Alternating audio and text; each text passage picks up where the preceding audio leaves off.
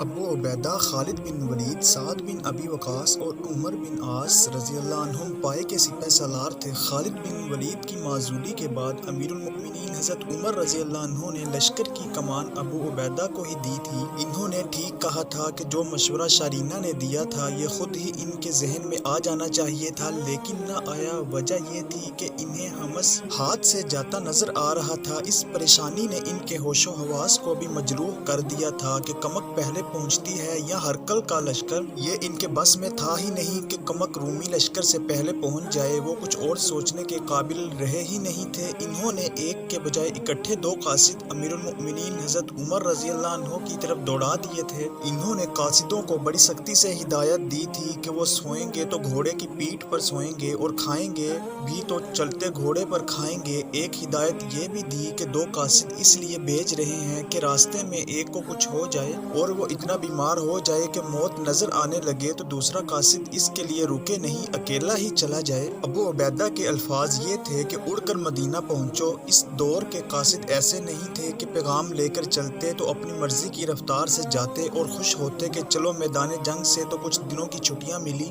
وہ قاصد بھی مجاہد تھے، ان کا بھی جذبہ تھا اور اپنے اس فرض پر جان قربان کر دینا ان کا ایمان تھا۔ پیغام رسانی کا انتظام بڑا اچھا تھا۔ تھوڑے تھوڑے فاصلے پر چوکیاں قائم کر دی گئی تھیں جہاں تازہ دم اور نہایت تندرست گھوڑے موجود رہتے تھے۔ قاصد ہر چوکی پر تھکا ہوا گھوڑا چھوڑتے اور تازہ دم گھوڑا لے کر آگے چلے جاتے تھے۔ جب صحرا شروع ہو جاتا تھا تو صحرائی چوکیوں میں اونٹ بھی رکھے جاتے تھے، کیونکہ ریگستان میں اونٹ گھوڑے سے زیادہ تیز دوڑتا ہے اور پانی کی حاجت محسوس نہیں کرتا۔ یہ قاصدوں کے ثوابدیدہ پر ہوتا تھا کہ انہیں گھوڑے کے بجائے اونٹ پر آگے جانا چاہیے۔ یہ بھی پیش نظر رکھیں کہ حمص سے مدینہ کم و بیش 1200 کلومیٹر دور اور راستہ زیادہ تر صحرائی تھا۔ سپہ سالار ابو عبیدہ نے حمص میں اپنا ہیڈ کوارٹر جس مکان میں بنایا تھا اور ساتھ ہی رہائش رکھی تھی، وہ کوئی معمولی اور عام سا مکان نہیں تھا۔ یہ علاقہ بلکہ پورا شام کبھی ایرانیوں اور کبھی رومیوں کے قبضے میں رہا ہے۔ دو بادشاہ تھے، اس لیے انہوں نے ہر جگہ اپنے لیے محل تعمیر کرا رکھے تھے۔ رومی فوج کے اس افسر کو، جس کا نام روتاس تھا، اس محل کے ہی ایک کونے والے کمرے میں رکھا گیا۔ اس کمرے کے اندرونی زیب و زیبائش، پلنگ اور دیگر فرنیچر وغیرہ شاہانہ تھے۔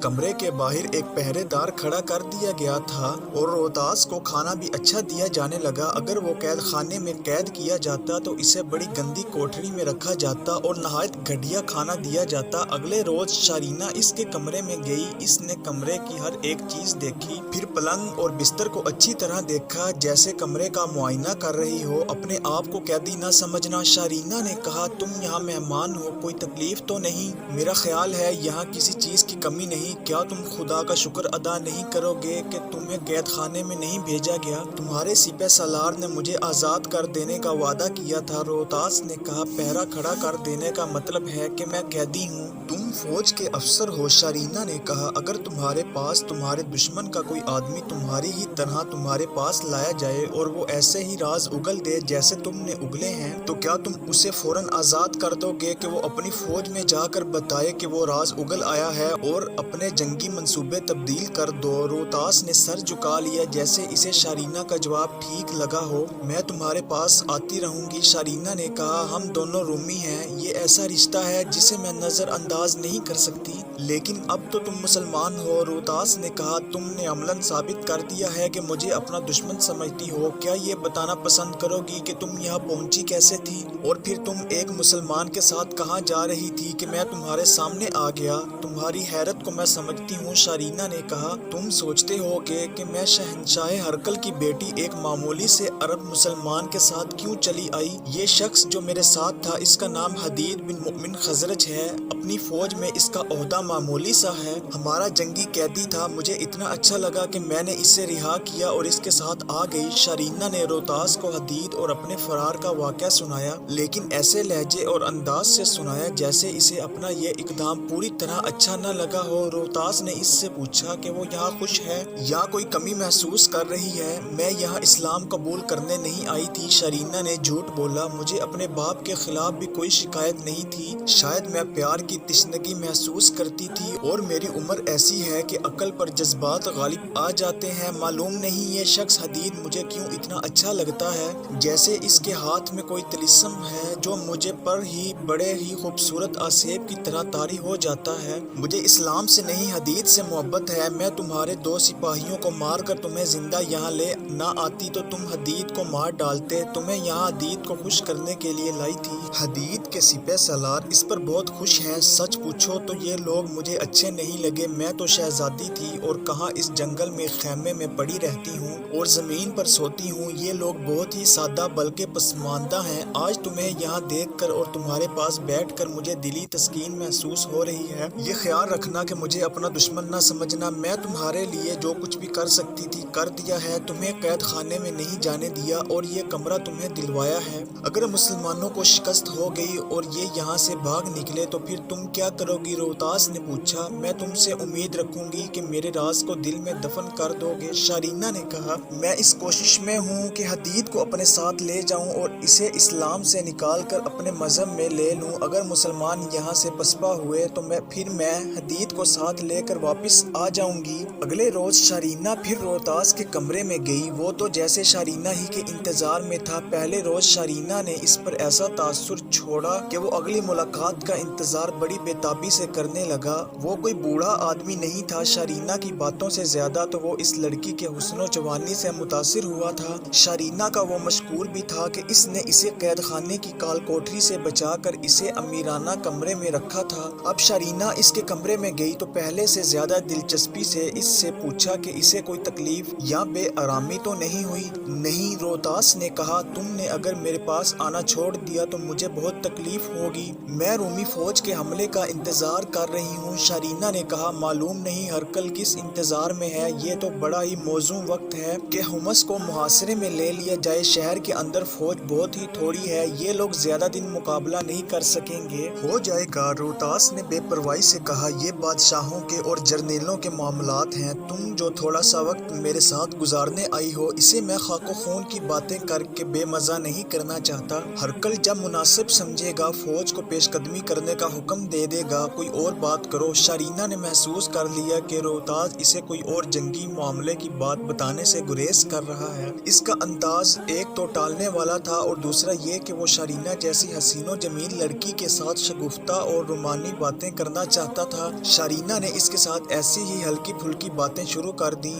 میری ایک ضرورت پوری نہیں ہو رہی ہے، روتاس نے کہا۔ میں شراب کے نشے سے ٹوٹا ہوا ہوں۔ تم جانتی ہو کہ ہم لوگ پانی کی طرح شراب پیتے ہیں لیکن یہاں ایک قطرہ دیکھنے کو بھی نہیں ملتا۔ تم شاید نہیں جانتے، شارینہ نے کہا، مسلمان شراب نہیں پیتے۔ یہی نہیں کہ یہ شراب نہیں پیتے بلکہ اسے گناہ سمجھتے ہیں اور شراب پینے والے کو سزا دیتے ہیں۔ شارینہ بڑی ذہین اور فہم و فراست والی لڑکی تھی۔ روتاس نے شراب کا نام لیا تو شارینہ کو یاد آیا کہ اس کی قوم تو اتنی شرابی ہے کہ پانی نہ ملے تو نہ صحیح شراب ضرور مل جائے۔ شارینہ نے سوچا کہ یہ روتاس کی ایسی کمزوری ہے جسے ہاتھ میں لے لیا جائے تو اس کے اندر سے سارے راز نکالے جا سکتے ہیں۔ یہی سوچ کر شارینہ نے شراب ہی کی بات چلنے دی اور ایسی باتیں شروع کر دی کہ روتاس شراب کی طلب پہلے سے زیادہ محسوس کرنے لگا۔ اب تو صاحب پتہ چل رہا تھا کہ وہ بری طرح نشے سے ٹوٹا ہوا ہے۔ کچھ کرو شارینہ، روتاس نے کہا۔ اس شہر میں عیسائی بھی رہتے ہوں گے اور وہ شراب تو ضرور ہی پیتے ہوں گے۔ کسی طرح کسی عیسائی یا کسی بھی غیر مسلم کے گھر سے شراب لا دو۔ لا تو دوں، شارینہ نے کہا، لیکن میں پکڑی گئی تو مجھے یہ لوگ سزا دیں گے۔ میں اپنے آپ کو اس خطرے میں نہیں ڈالنا چاہتی۔ اب تو روتاس نے شارینہ کی منت سماجت شروع کر دی۔ آخر شارینہ نے کہا کہ وہ پوری کوشش کرے گی اور اسے شراب لا دے گی لیکن ہر روز نہیں لا سکے گی۔ اگر لا سکی بھی تو اسے نہیں دے گی کیونکہ پہرے دار ہر وقت دروازے کے باہر موجود رہتا ہے۔ اس نے شراب کی بو سونگھ لی تو سیدھا اندر آئے گا اور دونوں کو شراب خوری کے جرم میں سپہ سالار کے آگے کھڑا کر دے گا۔ پھر سپہ سالار کوڑوں کی سزا دے گا جو شاید ہی کوئی برداشت کر سکتا ہو۔ کچھ وقت روتاس کے ساتھ گزار کر شارینہ وہاں سے نکلی اور حدید سے ملی۔ حدید سے کہا کہ وہ کسی طرح شراب کا انتظام کر دے۔ حدید یہ سمجھا کہ شارینہ ایک رومی کو خوش کرنا چاہتی ہے۔ حدید نے اسے بتایا کہ شراب خوری جرم ہے اور اس کی کیا سزا ہے۔ یہ میں یہاں کی عورتوں سے سن چکی ہوں، شارینہ نے کہا۔ روتاس سے میں نے ابھی کچھ پوچھنا ہے لیکن وہ ٹال مٹول کر رہا ہے اور مجھے شک ہے کہ وہ کچھ اور نہیں بتانا چاہتا۔ آج اس نے شراب مانگی ہے اور وہ بری طرح سے ٹوٹا ہوا ہے۔ میں چاہتی ہوں کہ اسے تھوڑی سی یا جتنی بھی مل جائے پلا کر اسے کچھ باتیں معلوم کروں۔ روتاس نے ٹھیک کہا تھا کہ حمص میں عیسائی بھی آباد ہیں۔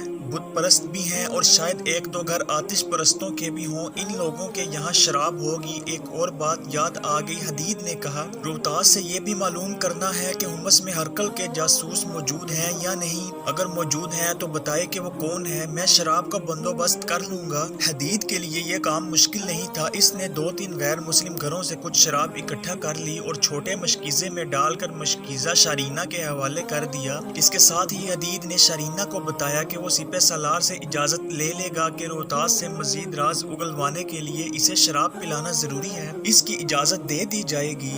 حدید نے سپہ سالار سے یہ اجازت بھی لے لی اور طے یہ پایا کہ روتاس کو نہ بتایا جائے کہ شراب نوشی کی اجازت لے لی گئی ہے، بلکہ اسے اس تاثر میں رکھا جائے کہ اسے چوری چھپے شراب پلائی جا رہی ہے۔ پہرے داروں کو بھی کہہ دیا گیا کہ انہیں کمرے سے شراب کی بو آئے تو اسے نظر انداز کر دیں۔ اگلے روز شارینہ شراب کا یہ چھوٹا سا مشکیزہ ایک چادر میں لپیٹ کر روتاس کے پاس گئی اور اسے بتایا کہ اس نے بہت بڑا خطرہ مول لیا ہے اور اب وہ بچا کر پی لے۔ روتاس نے شارینہ سے مشکیزہ اس طرح لیا جیسے اس سے چھینا ہو۔ شارینہ نے کمرے کا دروازہ بند کر لیا۔ روتاس نے شراب گلاس میں ڈال کر پینی شروع کر دی اور شارینہ سے کہا کہ وہ بھی پی لے، لیکن اس لڑکی نے انکار کر دیا۔ شراب اپنے سامنے دیکھ کر میں بڑی مشکل سے اپنے آپ پر جبر کر رہی ہوں، شارینہ نے کہا، لیکن میں مجبور ہوں، اگر ایک گھونٹ بھی پی کر حدید کے پاس گئی یا کسی کے پاس سے بھی گزری وہ مجھے پکڑ لے گا اور پھر یہ کوئی نہیں دیکھے گا کہ یہ لڑکی کون ہے اور کس کی بیٹی ہے اور یہ کتنی اہم ہے۔ وہ مجھے سپہ سالار کے یہاں پیش کر دیں گے اور سپہ سالار ایسی سزا دے گا جو میں برداشت نہیں کر سکوں گی۔ اس دوران روتاس پیتا ہی چلا گیا اور اب اس نے جو باتیں کی اس میں ہلکی پھلکی لڑکھڑاہٹ تھی، وہ نارمل حالت میں رہا ہی نہیں تھا۔ میں واپس جانا چاہتی ہوں، شارینہ نے کہا، یہاں کی پابندیاں دیکھو کہ شراب بھی نہیں پینے دیتے، معلوم نہیں شاہ ہرقل کب حملہ کرے گا۔ حمص سے مسلمان بھاگے تو میں یہاں ہی رہوں گی، تم مجھے بتاتے کیوں نہیں کہ حملے میں اتنی تاخیر کیوں کی جا رہی ہے؟ میں تو سوچتی ہوں کہ مجھے موقع ملے تو میں ہرقل کے پاس جاؤں اور اسے کہوں کہ یہی وقت ہے حملہ کا۔ اگر ادھر ادھر سے کمک آ گئی تو پھر رومیوں کے لیے حمص فتح کرنا ممکن نہیں رہے گا۔ اس کی کچھ وجوہات ہیں، روتاس نے کہا، سب سے بڑی وجہ یہ ہے کہ شاہ ہرقل بہت ہی محتاط ہو گیا ہے، وہ خود کتنا ہی جرأت اور ہمت والا کیوں نہ ہو، لڑنا تو فوج نے ہے، ساری فوج پر مسلمانوں کی دہشت طاری ہو گئی ہے، وہ تو ہونی ہی تھی۔ شارینہ نے کہا، مسلمانوں نے ہر میدان میں ہماری فوج کو بہت بری شکست دی ہے اور پورے کا پورا ملک فتح کر لیا ہے، ادھر ایرانیوں کو اس طرح مسلمان شکست دیتے ان کے ملک سے باہر لے گئے ہیں، وہ خبریں بھی ہماری فوج تک پہنچتی رہتی ہیں۔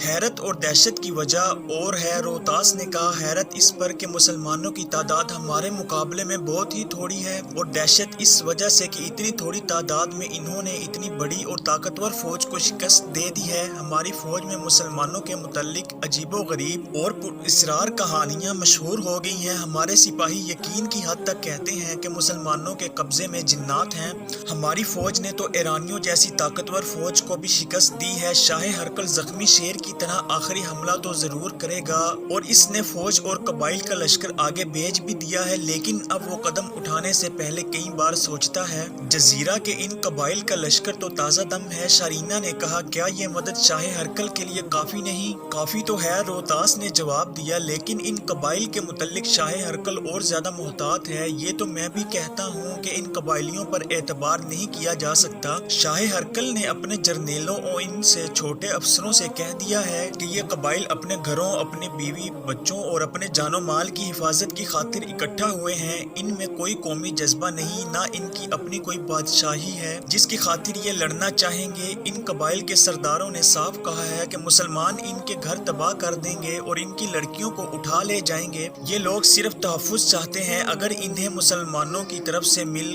گیا تو رومیوں کے خلاف ہو جائیں گے۔ پھر ان لوگوں میں ایک خامی اور بھی ہے، یہ فردن لڑاکے اور شہسوار ہو سکتے ہیں اور ہیں بھی، لیکن فوج کی تنظیم اور ترتیب میں لڑنا کوئی اور ہی بات ہے۔ پہلے تو انہیں یہ سیکھنا ہے کہ فوج کی ترتیب میں کس طرح لڑا جاتا ہے، اگر انہیں اسی طرح میدان میں لے آئے تو یہ فوج کی طرح نہیں بلکہ ایک ہجوم کی طرح لڑیں گے۔ یہ بھی معلوم ہوا ہے کہ قبائلی دیکھیں گے کہ رومی فوج لڑتی ہے یا بھاگتی ہے، اگر ہماری فوج جم کر نہ لڑی تو سب سے پہلے یہ قبائل بھاگیں گے اور کوئی بعید نہیں کہ مسلمانوں سے جا ملیں۔ اگر آج انہیں معلوم ہو جائے کہ رومیوں کی نسبت مسلمان ان کے ہمدرد ہیں تو یہ رومیوں سے منہ موڑ جائیں گے۔ روتاس کبھی ہرکل کے محافظ دستے کا کمانڈر ہوا کرتا تھا اور اب وہ جاسوسی کے نظام کا کمانڈر تھا اور اپنے 2 آدمیوں کے ساتھ حمص کی طرف دیکھنے آ رہا تھا کہ مسلمانوں کا دفاعی انتظام کیسا ہے اور کیا قلعے کے باہر بھی کوئی فوج ہے۔ جاسوسی کے شعبے میں ہونے کی وجہ سے وہ ہرکل کی سطح کی باتیں بھی جانتا تھا، لیکن وہ اتنی سی بات نہ سمجھ سکا کہ شارینہ اس کے سینے سے راز اگلوا رہی ہے۔ اس کامیابی میں شارینہ کی ذہانت تو کام کر رہی تھی، لیکن اصل کام شراب نے دکھایا تھا۔ روتاس پیتا اور بہکتا چلا گیا اور جب اس کا دماغ بالکل ہی معاف ہو گیا تو شارینہ وہاں سے آ گئی اور حدید کو بتایا کہ اس نے کیا کچھ معلوم کیا ہے۔ حدید شارینہ کو سپہ سالار ابو عبیدہ کے پاس لے گیا اور شارینہ نے وہی باتیں پھر دوہرا دیں۔ ابو عبیدہ نے اسی وقت جاسوسی کے نظام کے سربراہ کو بلایا اور اسے بتایا کہ رومیوں کے ہاں کیا ہو رہا ہے اور اس صورتحال سے ہم کس طرح فائدہ اٹھا سکتے ہیں۔ وہ میں بتاتا ہوں، سپہ سالار ابو عبیدہ نے کہا۔ انتہائی عقل مند آدمی بھی جو اپنے آپ کو وہاں مختلف عیسائی قبیلوں کے فرد ظاہر کریں اور بتائیں کہ وہ قبائل کے لشکر میں شامل ہونے آئے ہیں اور مسلمانوں کے خلاف لڑیں گے۔ فوری طور پر 10-12 مجاہدین منتخب کر کے تیار کیے گئے۔ انہیں دشمن کے علاقے میں جانے کا اور وہاں کے لوگوں میں گھل مل جانے کا تجربہ خاصا تھا اور انہیں ٹریننگ بھی ایسی ہی دی گئی تھی۔ ان میں سرفہرست حدید تھا۔ ان کا کام یہ تھا کہ رومی فوج کے ساتھ جو غیر مسلم قبائل جا ملے ہیں ان میں شامل ہو جائیں اور انہیں رومیوں کے خلاف گمراہ کریں۔ ابو عبیدہ نے اپنے ماتحت سالاروں کو بلایا اور اس کے ساتھ ہی انہوں نے ایک قاصد خالد بن ولید کی طرف دوڑا دیا کہ وہ جس قدر جلدی ہو سکے حمص پہنچ جائیں۔ میرے عزیز رفیقو، ابو عبیدہ نے اپنے سالاروں سے کہا، تم سب نے سن لیا ہے کہ اس رومی فوج کے افسر روتاس نے ہرکل کی فوج اور عیسائی قبائلیوں کے متعلق کیا باتیں بتائی ہیں اور ہرکل کس تذبذب میں پڑا ہوا ہے، لیکن اس سے ہمیں اس خوش فہمی میں مبتلا نہیں رہنا چاہیے کہ ہمارا دشمن اپنے ہاں کی صورتحال اپنے موافق کر کے حملہ کرے گا۔ ہم یہی سمجھے گے کہ کسی بھی وقت حمص محاصرے میں آ جائے گا اور ہمارے پاس نفری اتنی تھوڑی ہے کہ ہم یہ محاصرہ توڑ نہیں سکیں گے۔ میں نے قبائلیوں میں شامل ہونے کے لیے بڑے ذہین اور اپنے کام میں ماہر مجاہدین کو روانہ کر دیا ہے۔ مدینہ کو بھیجے ہوئے قاصد آدھا راستہ طے کر چکے ہوں گے۔ اپنی دفاعی تیاریاں مکمل رکھو اور خود بھی دعا کرو اور مجاہدین سے کہو وہ بھی اللہ کے حضور دعا کرتے رہیں کہ کمک جلدی پہنچ جائے اور اگر نہ پہنچ سکے تو اللہ ہماری مدد کرے۔ سپہ سالار ابو عبیدہ کی حالت ایسی ہو گئی تھی کہ راتوں کو جیسے سوتے بھی نہ ہو۔ ایسا تو وہ دن اور رات میں 2-3 مرتبہ ضرور کرتے کہ قلعے کی دیوار پر جا کر کھڑے ہوتے اور مدینہ کی طرف دیکھنے لگتے، حالانکہ وہ جانتے تھے کہ اتنی جلدی کمک نہیں پہنچ سکتی۔ دن گزرتے جا رہے تھے۔ اس وقت خالد بن ولید شام کی مفتوحہ شہر قنسرین میں تھے۔ حمص کا قاصد ان تک پہنچا اور انہیں بتایا کہ حمص کس طرح خطرے میں آ گیا ہے اور سپہ سالار اس وقت کس تکلیف اور اذیت میں مبتلا ہیں۔ خالد بن ولید اسی وقت کمان اپنے نائب سالار کے حوالے کر کے حمص کو روانہ ہو گئے۔ ابو عبیدہ نے خالد بن ولید کو اپنے سامنے دیکھا تو انہوں نے دلی سکون محسوس کیا۔ وہ تو اپنے آپ کو تنہا اور کچھ حد تک بے بس سمجھنے لگے تھے۔ خالد بن ولید بہت ہی تیز رفتاری سے آئے تھے اور خود بھی آرام کرنے کے قائل نہیں تھے۔ نہ ابو عبیدہ نے کہا کہ ذرا سستا لو پھر بات کریں گے۔ ابو عبیدہ نے انہیں بتایا کہ حمص کی طرف کتنا بڑا خطرہ بڑا چلا آ رہا ہے اور حمص میں اس لشکر کے مقابلے میں بہت تھوڑی نفری ہے۔ ابو عبیدہ نے اس دوران جو اقدام کیے تھے وہ تفصیل سے خالد بن ولید کو بتا دیے۔